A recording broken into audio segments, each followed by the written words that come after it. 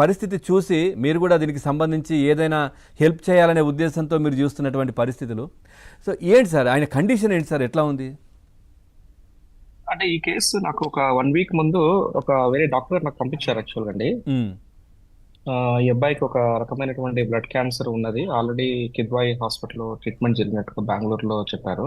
ఉమ్, అయితే అన్ఫార్చునేట్ గా మళ్ళీ జబ్బు వచ్చినట్లుగా ఉన్నది ఇప్పుడు.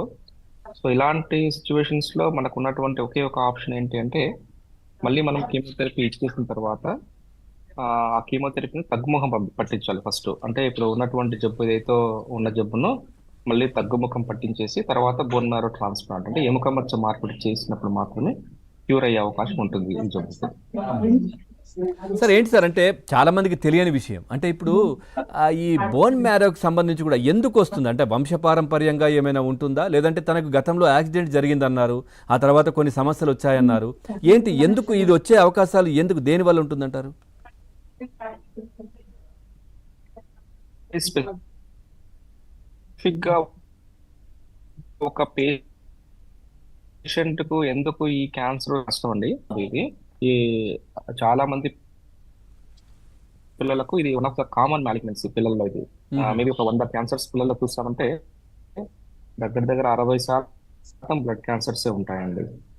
సో ఇది వంశపారపరమైన కాదు, ఈ యాక్సిడెంట్ కి సంబంధించినటువంటిది కూడా కాదండి ఇది. ఓకే. మెయిన్ గా స్పెసిఫిక్ గా ఒక పేషెంట్ కు ఎందుకు ఈ క్యాన్సర్ వచ్చిందని చెప్పడం అన్నటువంటిది ఈ కారణం వల్ల వచ్చిందని చెప్పడం చాలా కష్టం, చెప్పలేము.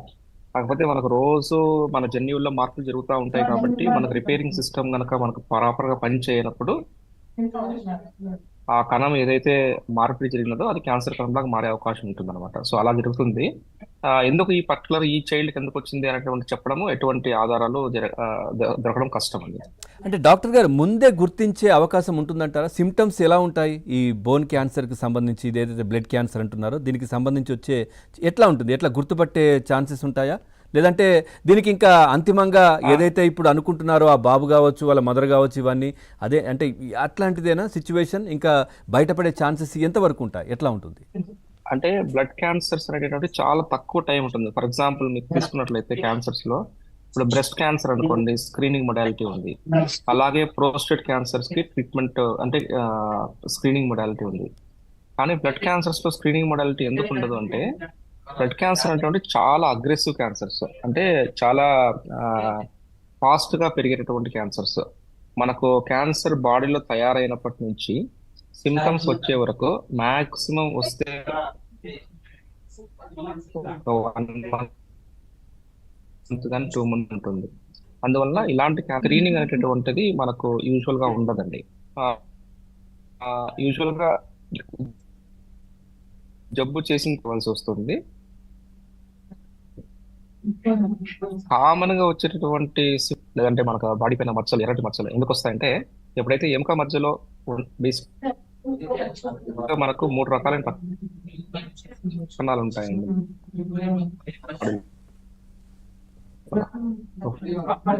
అది రక్త కణాలు,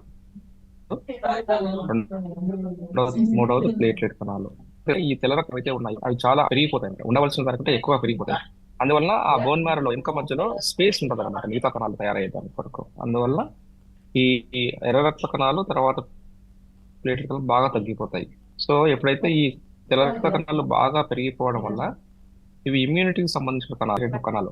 సో ఎప్పుడైతే ఈ కణాలు అబ్నార్మల్ కణాలు కాబట్టి వాళ్ళు ఇన్ఫెక్షన్ కి ఫైట్ చేసేటటువంటి శక్తి ఉండదు కాబట్టి ఇన్ఫెక్షన్స్ అంటే ఫీవర్ రూపంలో రావడము, రెండవది హిమోగ్లోబిన్ తగ్గిపోవడం వల్ల నడిచినప్పుడు ఆయాసం రావడము, లేదంటే కాళ్ళు వాపులు రావడము, మూడవది ప్లేట్లెట్ కణాలు తగ్గిపోవడం వల్ల బాడీ పైన మచ్చలు రావడం, రెడ్ మచ్చలు కానీ లేదా మోషన్ లో బ్లడ్ రావడము, ఇలాంటివి లక్షణాలు ఉంటాయండి మెయిన్ గా. సో ఇట్లానే బయటపడతారు మోస్ట్ ఆఫ్ ద పేషెంట్స్ అండి. రైట్. సరస్వతి గారు ఒక్కసారి కౌశిక్ ఏమైనా మాట్లాడగలుగుతారా? అక్కడే ఉన్నారు కదా, ఒక్కసారి ఏమైనా కనిపిస్తారా? ఓకే సార్, ఆ అబ్బాయి మాట్లాడిపిస్తాను సార్, ఒక 2 ఒక్కసారి minutes. ఒక్కసారి పర్వాలేదు, మీరు అక్కడికి ఫోన్ తీసుకెళ్ళండి, అంతలోపు నేను డాక్టర్ గారితో మాట్లాడతాను.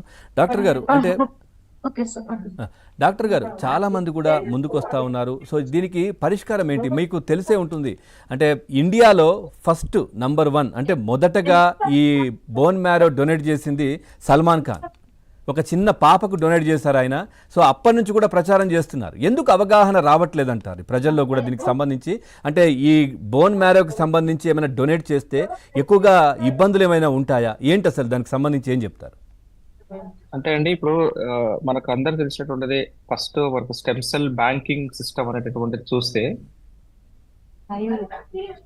ఇనిషియల్ గా మీరు అందరికీ బాగా తెలిసినటువంటిది అంబెలికల్ కార్డ్, అంటే బేబీ పుట్టిన వెంటనే అంబెలికల్ స్టెమ్ సెల్ స్టోర్ చేస్తారు. అవును. సిమిలర్ వే మనకు ఎట్లాగైతే మనం బ్లడ్ బ్యాంక్ ద్వారా కొంటామో స్టెమ్ సెల్స్ ను కూడాను స్టెమ్ సెల్ బ్యాంకింగ్ సిస్టమ్స్ ఉన్నాయి. సో వాటి ద్వారా తీసుకోవచ్చు మనం. ఆల్రెడీ అవైలబిలిటీ ఉన్నాయి ఇండియాలో కూడాను. మేబీ చాలా మందికి అవగాహన లేకపోవచ్చు. ఉమ్. అయితే రెండవది ఏంటంటే